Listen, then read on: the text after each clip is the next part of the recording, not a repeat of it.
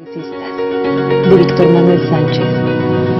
La historia de los electricistas nos permite encontrar una trayectoria política de su presente.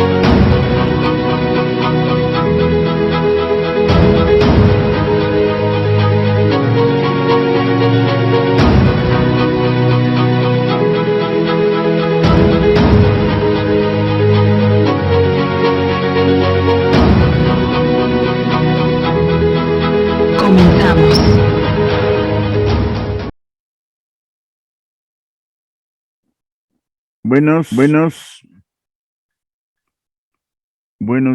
días, buenas tardes. El lunes 8 de noviembre, de nueva cuenta, como todos los lunes, añoranzas de electricistas. Para todos ustedes, recordando, como ya sabemos, la historia del Sindicato Mexicano de Electricistas en lo que da tiempo en este programa. Y cuando no sabemos, vamos retomando. Precisamente el pasado lunes, bueno, no hubo porque fue festivo, fue curiosamente una contradicción festiva que es en torno a nuestros seres queridos que ya no están con nosotros. Una vieja tradición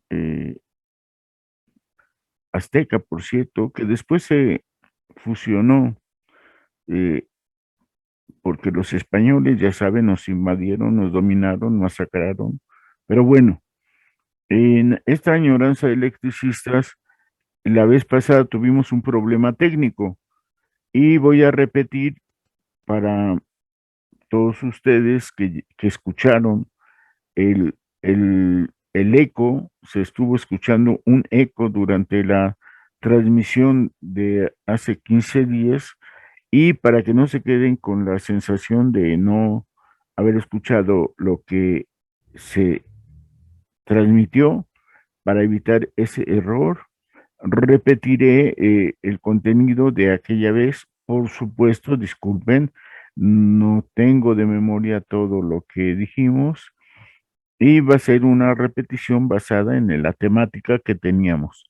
Primero, hace 15 días yo señalaba que como conclusión del movimiento estudiantil, que fue nuestro tema que habíamos dejado terminado, de todos modos quise yo precisar tres cosas nada más del movimiento estudiantil de 68.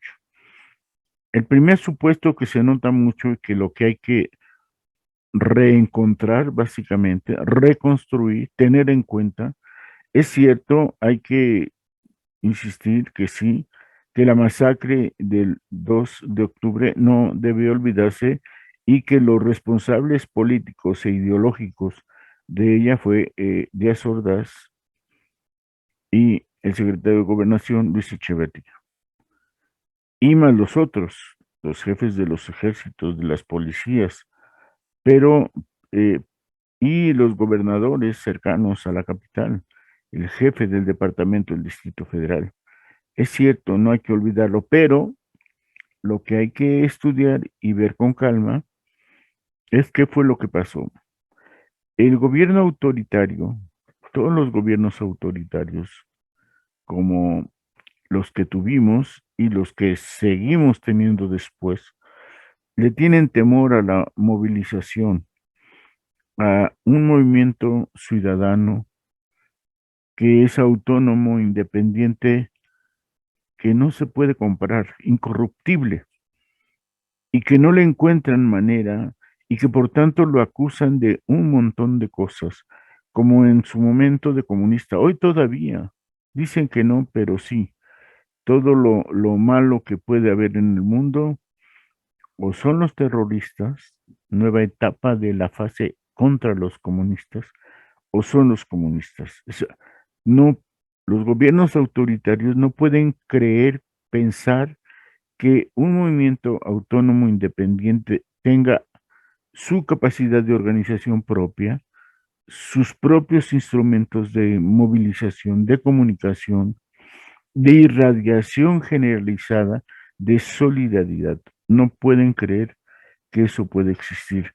Los gobiernos autoritarios consideran que ellos tienen todo el poder y que nada se les puede escapar a ellos, incluyendo la información. Donde más poderosos se han sentido es a nivel de la información. Y efectivamente, sí controlan la información, porque además son aliados de los propietarios de los medios de comunicación, radio, televisión y periódicos.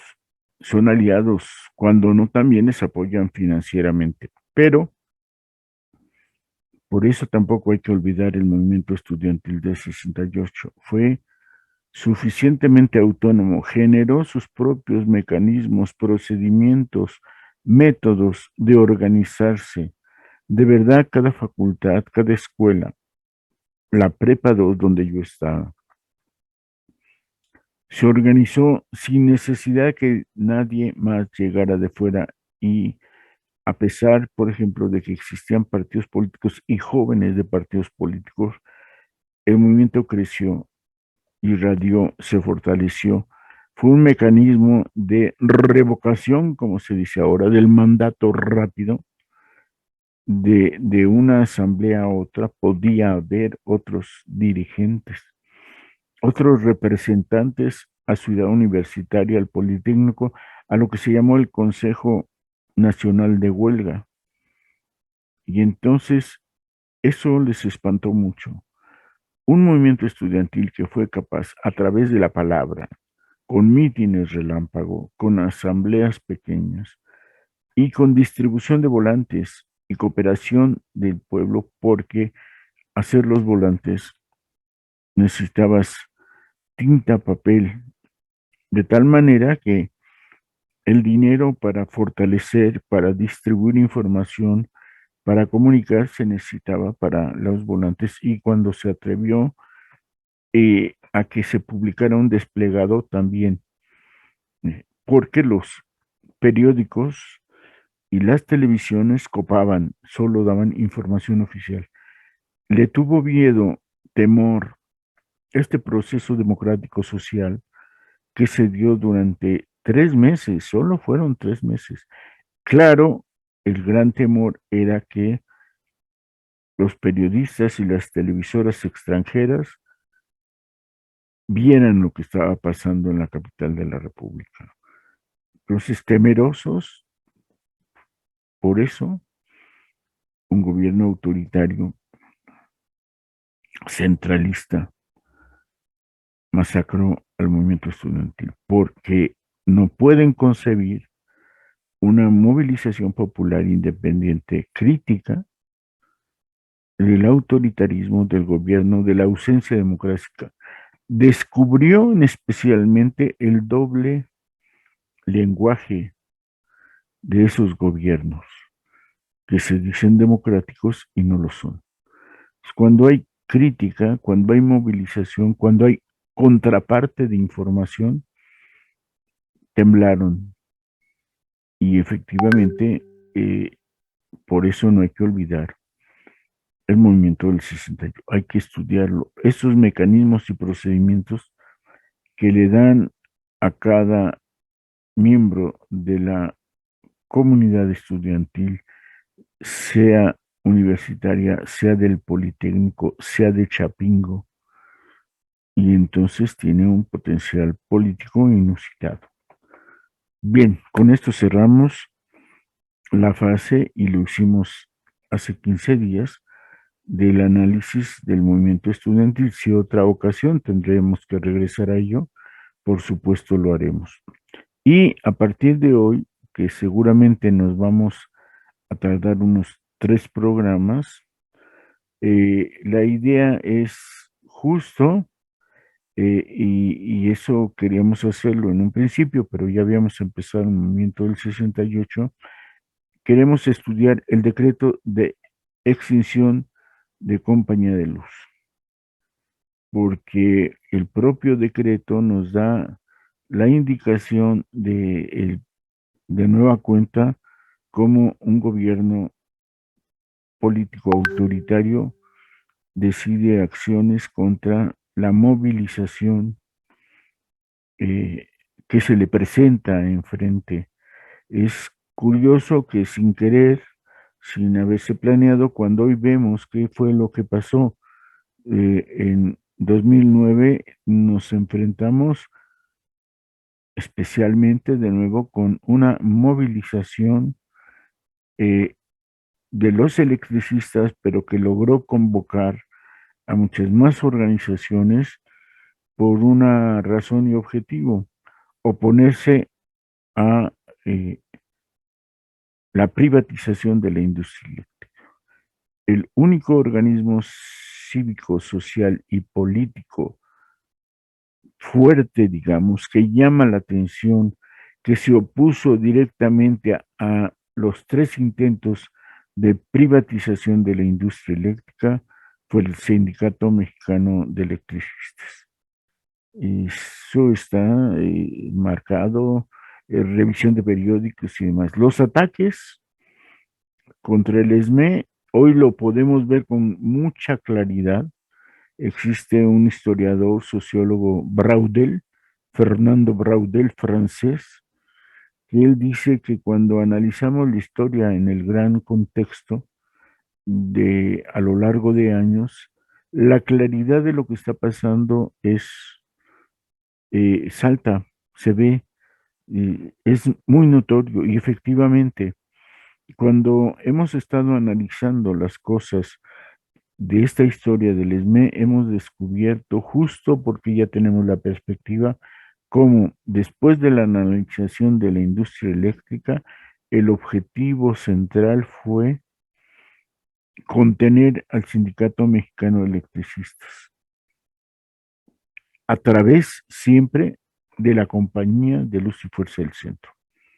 Desde entonces, el ESME es fuerte, sólido.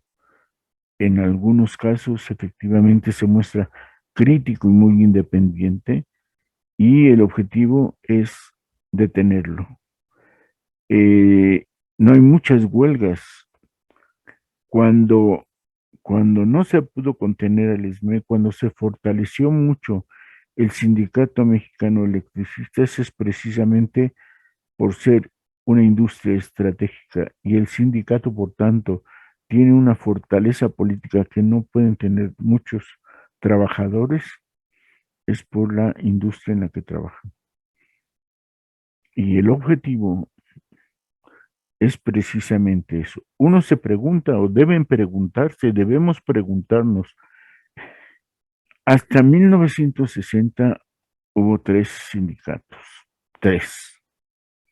El histórico, el más antiguo, el decano, el Sindicato Mexicano de Electricistas.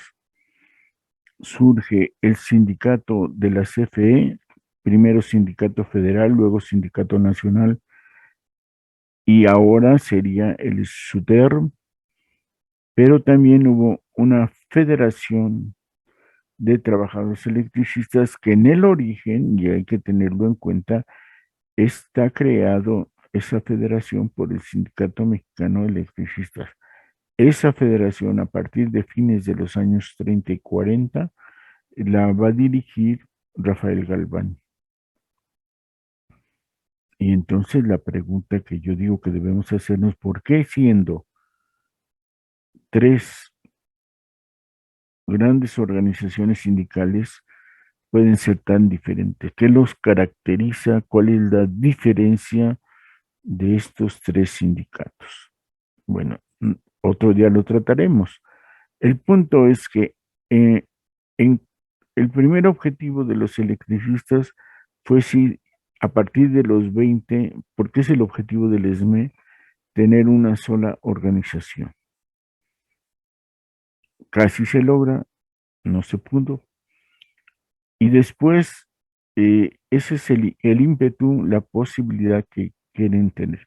Cuando se da la nacionalización de la industria eléctrica, lo primero que se plantean las autoridades, el Estado mexicano, es calmar los ímpetus, los ánimos, la fuerza política independiente. Ya tienen al sindicato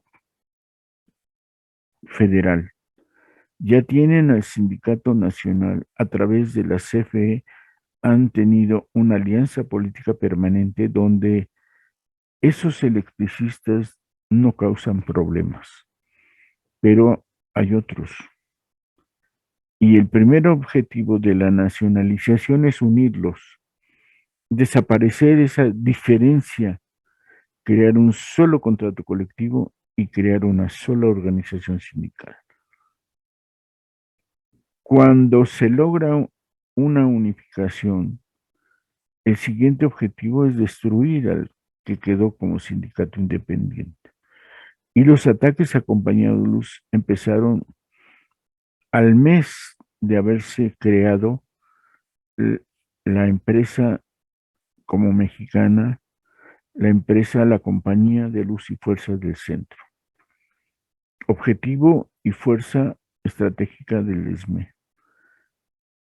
Se nos había olvidado, y por eso es bueno recuperar esta historia, que en 1975, justo, tengan en mente, justo el presidente que va a ser, que fue para el 75 el más agresivo contra los estudiantes, el que quiso controlar y dominar el movimiento estudiantil y el no poderlo masacrar, justo para evitar una movilización de ese mismo tipo, decreta la extinción de la Compañía de Luz.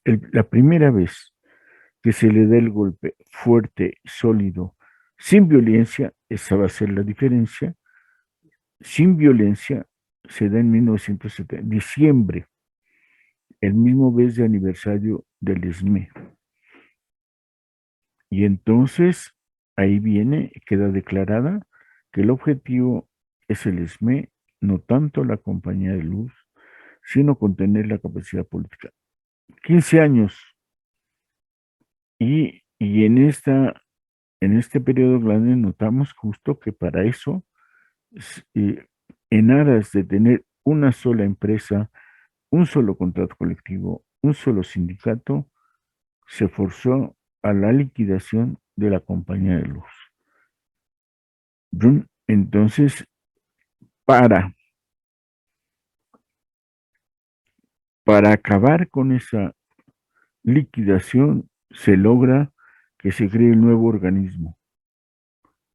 Y entonces el ESME deja de tener preocupaciones porque su materia de trabajo, su fuerza de trabajo, sus trabajadores, sus integrantes, todos van a poder estar tranquilos a partir de esa modificación de la ley donde el nuevo organismo en 1992-93 se va a crear y deja de estar en liquidación. Por supuesto, la habilidad del punto es que se inicia la privatización de la industria eléctrica. Y diríamos nosotros, con algo demasiado simple, con una definición de diccionario. Yo he dicho esto siempre. Cuando se inicia la privatización con la modificación de la ley, no de la Constitución, sino de la ley, se dice que el servicio público de energía solo hay uno, cuando se atiende al público, y el público somos nosotros, los usuarios de donde gastamos luz en nuestras casas. Ese es el público. Y por tanto, todo lo demás es privado. Bancomer es una empresa privada, entonces cuando se le da servicio de energía eléctrica y luz, es privada, ya no es servicio público. Walmart no es servicio público, es privado. Las empresas todas, los comercios todos, los bancos, los centros financieros, todo eso dicen, servicio privado. Y solo lo público somos, como dirían ellos, tautológicamente, el público. Y por eso crean otras formas de atender a lo privado. Es una cuestión simple de diccionario. ¿Qué significa económica y políticamente eso? Que, y todo lo entendemos, que los grandes consumidores, porque nosotros como seres de familia, como integrantes de una casa habitación no gastamos mucha energía. Entre todos, de acuerdo, podríamos gastar, pero un ente privado de inmediato, rápidamente, consume mucha más energía que la unidad habitacional donde yo vivo. Y entonces le quitan, le quitan, le quitaron tanto a Compañía de Luz como a Comisión Federal de Electricidad los grandes consumidores de energía y automáticamente sus finanzas empiezan a tener problemas muy graves, automáticamente. Y entonces me llama la atención que en aquella época surgió la idea, la palabra de la privatización silenciosa, una palabra contra la que debió lucharse y decirse cuál es un descaro, es un despojo en despoblado, es como luego se dice malamente, es como quitarle una paleta a un niño. No fue una privatización silenciosa, fue clara, directa, llana, el despojo a las dos instituciones encargadas de aplicar el artículo 27 constitucional de la energía pública como servicio para la nación. Y entonces, habilidosamente, un presidente decreta la extinción, otro decreta el nuevo organismo y quiera ser que no, efectivamente es algo que no podemos negar, fue de beneficio, fue un buen trato, una buena negociación el desechar la liquidación. Pero como alianza política que fue, no critiques. ¿Qué sucede después? Que para eso llegamos a la extinción. Vista a largo plazo, vemos cómo el objetivo político de la burguesía, en especial del Estado mexicano, fue tener sí a la larga una industria eléctrica nacional sólida, controlada verticalmente, sin movilizaciones políticas trascendentes. El ESME siempre, bueno, ya hemos visto que no siempre. En términos generales, en un porcentaje del 75%, sí es la piedra que molesta en el zapato, sí lucha, sí pelea, y para los tiempos de la privatización efectivamente empezó después del periodo de Salinas de Gortari a criticar todos los embates y todas las privatizaciones que se dieron en el país. Justo, y a esto quería llegar, justo las dos revisiones contractuales previas al 2009 fueron de ataque constante contra el ESME, pero por su parte, el Sindicato Mexicano de Electricistas fue el de oposición constante, directa, hasta diría yo notable, para criticar se le llamó la privatización silenciosa, como dirían ahora, para hacerla visible, y criticó los proyectos, los intentos de todas las privatizaciones. En 2006, el auge contra la lucha de la privatización era importantísimo, pero durante la revisión del 2006, los ataques a lo caro de la energía eléctrica, lo costoso de los electricistas de Compañía de Luz, lo caro del contrato colectivo, y ya se dieron los embates contra todas las jubilaciones, ya se había creado el SAR y la SAFORE, y el contrato colectivo que resistía íntegro como jubilaciones de sus trabajadores fuera el contrato colectivo de Compañía de Luz con el ESME. Justo en 2006, la bandera de lucha de esa contratación fue no modificar ni una coma de la jubilación, de la cláusula 64. Tan fue así que ni siquiera se puso a debate. En la propuesta de modificación del contrato colectivo se dejó intacta. No se metió al debate la discusión de la revisión contractual para protegerla, porque lo que estaba sucediendo ya era fuerte. Venían las caravanas de provincia que se habían lanzado para criticar la privatización de la industria eléctrica. Estaba el sexto y séptimo foro social solidario creándose. 2006 se crea un mes antes de la revisión contractual la Confederación de Jubilados, que recién cumplió años. Y entonces la movilización que arropaba la revisión contractual de 2006 estaba presente. Los ataques en la prensa y en la televisión fueron muy semejantes al 2008, pero también habría que considerar, estaba este ambiente de los foros del Frente Sindical Mexicano y la revisión contractual salió en medio de ataques constantes contra Compañía de Luz.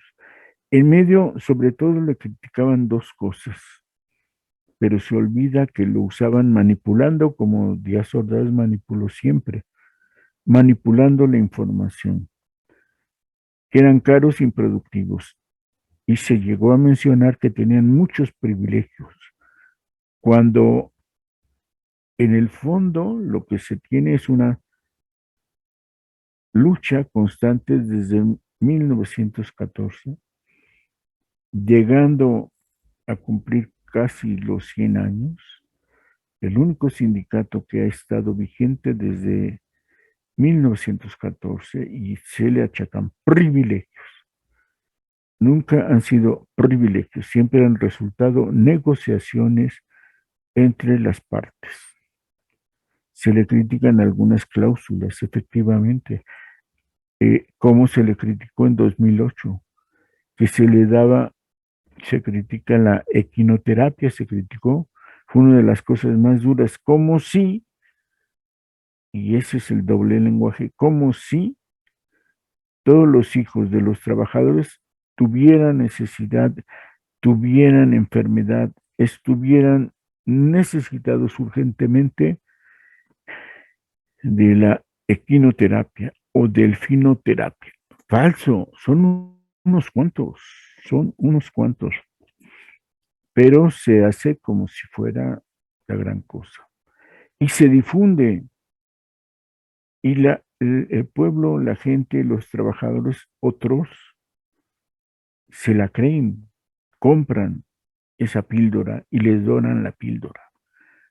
En vez de decir que todos tengamos una prestación de ese calibre, no, dicen esos son privilegios y los critican. Olvídense, no, todos deben tener derecho a que se les atienda en el hospital y si es necesario una especial dedicación o un descubrimiento nuevo que se tiene para atender a cierto tipo de enfermedades, todos deberíamos de tenerlo en vez de marcar la diferencia y criticar la diferencia. Ese ambiente del 2006 se reprodujo. Propuesta o hipótesis ya se estaba diseñando, ya se había diseñado el siguiente ataque al Sindicato Mexicano de Electricistas. En 2008 se repite la escena. Los ataques en televisión, ahí fueron más fuertes, más reales, ¿no? Muchos, como diríamos, videoclips, escenificando tranzas de los trabajadores. Nunca se ha negado que hubiera problemas. Nunca se ha criticado, bueno, nunca se ha dejado criticar que efectivamente ciertos trabajadores, algunos trabajadores, pocos trabajadores, efectivamente estaban abusando de su trabajo en compañía de luz. Seguro que algunos recibían dinero, como se dice en el argot, peinaban.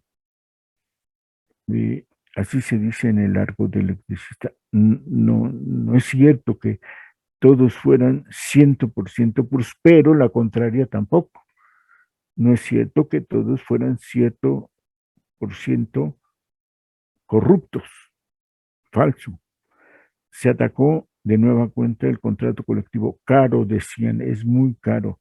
Volvemos a insistir, en vez de sumar y decir todos los contratos colectivos deben ir a la alta, deben de lograr esas prerrogativas que no privilegios, al contrario, se atacaba.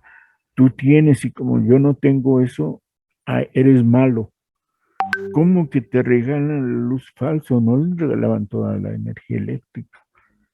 Y he de decirles que desde la primera vez, en enero de 1915, que el sindicato solicita 10 puntos, solo solicitó 10 puntos a la Mexican Light and Power en enero de 1915, el 10º punto era tarifa diferente, barata para los trabajadores electricistas. De hecho, en muchos lugares eso hacen. Eso es lo que se parte de la prestación. Si trabajas en una fábrica de galletas, te van a dar tus cajas de galletas. Entonces, ha sido normal históricamente que los trabajadores de ciertas empresas soliciten como parte de su salario, de sus demandas, eso, lo que produce, genera, tiene la empresa en la que trabajan. Entonces, en vez de pelear por una tarifa baja para los usuarios, criticaron que los trabajadores parte del salario se descontara, se les pagara, perdón, con energía eléctrica. Fue muy criticado. Recuerdo una escena, un video donde la ama de casa le pide a un trabajador que le solucione algún problema y le da unos billetes. Efectivamente, la campaña fue brutal. El periódico Reforma se distinguió por los ataques y Televisa y TV Azteca de igual manera, porque los videos estaban ahí. Otro, que eran improductivos, que tenían muchas pérdidas de energía eléctrica. Bueno, justo en 2008 se firmó el convenio de productividad. De hecho, en 2006 está un convenio ya de productividad, se ratifica y amplía el convenio de productividad donde evaluados del 2006 al 2008, los indicadores de productividad habían sido positivos. No debía nada a esto, que era cara la energía. Cuidado, hace tiempo y se sabía, Comisión Federal de Electricidad le vende la mayor cantidad de luz, de energía, para revenderla efectivamente. ¿Y qué sucede? Que Comisión Federal le vende caro a compañía de luz, que por ejemplo le vende, digamos, a $1, pero obliga a Hacienda y la propia CFE a que compañía de luz la venda a 1.30. Automáticamente el público va a recibir una tarifa alta, pero CFE le vende cara esa energía eléctrica y desfalcan automáticamente. Si en aquellos tiempos, todo el 2000, digamos, a la fecha, le hubieran dejado a compañía de luz trabajar como cualquier empresa privada, si le hubieran dejado autonomía y manejo económico independiente, compañía de luz hubiese podido solventar sin quitarle, solo pagando impuestos que pide Hacienda a cualquier empresa. Con esa capacidad instalada y con esa venta de energía eléctrica, Compañía de Luz hubiera subsistido, producido, invertido e incluso podría asegurar tener inversiones. Pero no, el mecanismo doble que hacía, que parecía que era ineficiente Compañía de Luz es venderle cara CFE en bloque toda la energía eléctrica a Compañía de Luz y ahí se desfalcaba. Y por otro lado, todo el dinero que aportaba Compañía de Luz se lo quitaba Hacienda y se lo regresaba con una cosa que se ha llamado siempre presupuesto. Un presupuesto a la mitad de los ingresos que también la desfalcaban y la hacía ver improductiva. Más ataques en televisión. Esta es la revisión de contrato de 2008. Y en esa circunstancia se va a dar la extinción, pensando, recuerden, no como muchas veces se piensa eh, de hígado, de enojo, que un borracho, imagínense qué atrocidad se puede imaginar que un borracho haya decidido la extinción. Cuidado, estamos frente al Estado mexicano. No fue un odioso y cínico el del 68 Díaz Ordaz que dice, ya mátenlos en caliente a la idea porfirista. No, es el Estado, es la burguesía, no fue un borracho. Todo lo que hicieron estuvo sumamente planificado. Desde el 2006 estaba ya el plan, el proyecto. En 2008 casi lo aplican. Una llamada de atención, por cierto, he buscado en cada revisión de contrato, desde siempre, en cada revisión de contrato, Gobernación decreta la intervención del Estado en caso de huelga. Siempre, siempre se ha decretado. Cada revisión de contrato, incluso cada revisión salarial, por si acaso va a haber huelga y se rompen las pláticas, Gobernación decreta intervenir inmediatamente en el minuto 1 de huelga. Ya llegan las fuerzas del ejército, federales, policías, todos. Se decreta la incautación, se decreta la intervención, aparece incluso en el diario oficial de la Federación. Y esto es lo que quiero llamar la atención. Por ejemplo, en 2006 ya estaban por entrar porque se estaban venciendo las pláticas, pero está el decreto, se supone que lo hacen legalmente. Ahora que con motivo de esta añoranza de electricistas, revisé todos los años de contrato colectivo, de revisión del contrato, y no está el decreto de intervención. Aparece en 2008 el de que se levanta, que se suspende, pero no está el otro. El de 2006 no aparece. ¿Y por qué lo revisé? Porque curiosamente en 2006, además de las autoridades normales que van a intervenir la compañía de luz, apareció la Policía Federal. Nunca antes había estado en otros decretos del 16 de marzo de los años pares. Los busqué y solo está el del 2008 decretando que se suspende esa intervención, esa requisa, pero el del 2006 no está.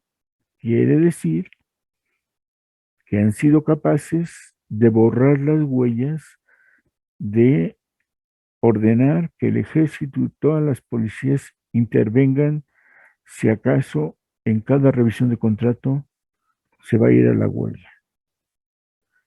Entonces llama mucho la atención que esto suceda y que entonces este Estado, que no un borracho, insisto, eso no le quita lo borracho al presidente y seguramente lo fue, Pero en un documento que ya presentamos hace 4 años en un aniversario de esta extinción de la compañía, les mostré un documento, gráficas, láminas, detalles completos que están desde entonces, antes del 2009, la preparación que Comisión Federal de Electricidad o Gobernación tiene para, en caso de la extinción, intervenir automáticamente con las camionetas que van a estar, los trabajadores, todos los turnos que se van a cubrir. Y eso lo mostré en el auditorio del ESME para que se fijara que fue una planificación absoluta, plena, donde se indicaba ya en esas diapositivas que presenté la intervención de los gobernadores, incluyendo el gobierno capitalino, para organizar el golpe de la extinción al Sindicato Mexicano Electricista. Fue un plan bastante, obviamente tenía que ser bastante organizado porque no puedes dejar sin atención de servicio público de energía a tantos millones de capitalinos, a tantos millones de las metrópolis y los estados aledaños. No se puede. Se generaría un conflicto muy, muy grande. Entonces, todo esto es el contexto.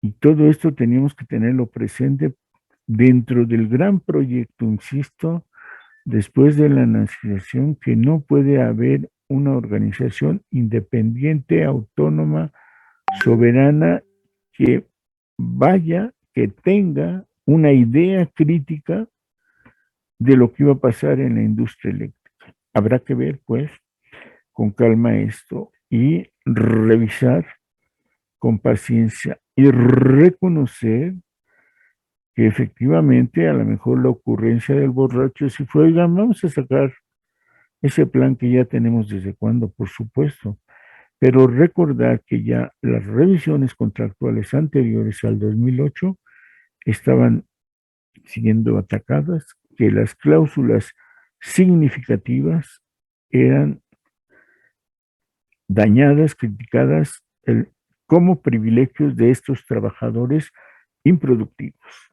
Y por supuesto, insisto, por ejemplo, las pérdidas no técnicas.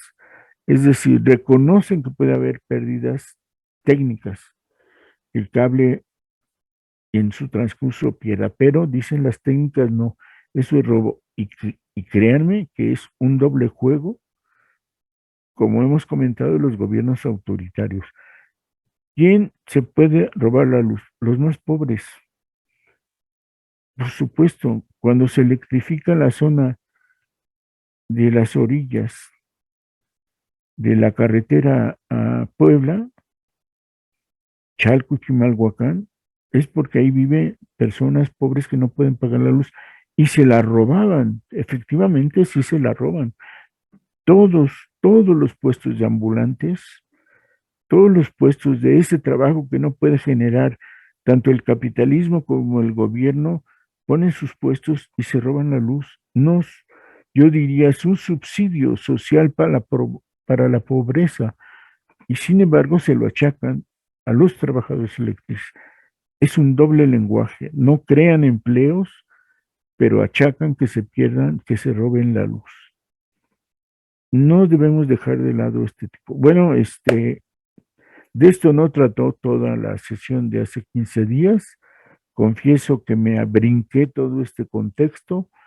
Seguramente voy a retomar dos, tres cosas, sobre todo este doble lenguaje con las pérdidas no técnicas que se manejan y se manipulan. Claro, el otro gran ataque es el pasivo laboral. Es un invento contable. Claro que existe, pero es, por ejemplo, lo que yo voy a ganar de aquí a 15 años más lo que va a costar mi jubilación cuando me jubile. Es un invento contable. ¿Qué tal que no llego ni a 5 años? ¿Qué tal que no llego a jubilarme? Pero está el pasivo inventado. Bueno, perdón, se acabó el tiempo por hoy. Lamento mucho no haber empezado la lectura como si lo había empezado en este de fallas técnicas y que son fallas técnicas, efectivamente las sufrimos nosotros. Si no me funciona el internet no es mi culpa. Ah, pero me lo pueden atribuir que el problema técnico fue humano y no técnico. Y no, esta vez no tuvimos añoranzas de electricistas por fallas técnicas. Si quieren, se lo atribuimos a los aparatos que tendríamos que renovar o a la electricidad, ahora sí, de Comisión Federal de Electricidad. Pero acuérdense, ahora estamos al rescate de CFE. Así como se ha atacado y se atacó durante 2004, 2006 y 2008 a Compañía de Luz, hoy se está atacando CFE. Bueno, gracias, se acabó esta añoranza de electricistas. Nos vemos dentro de 8 días continuando con el asunto del decreto de extinción. Hasta entonces, gracias, muy amables.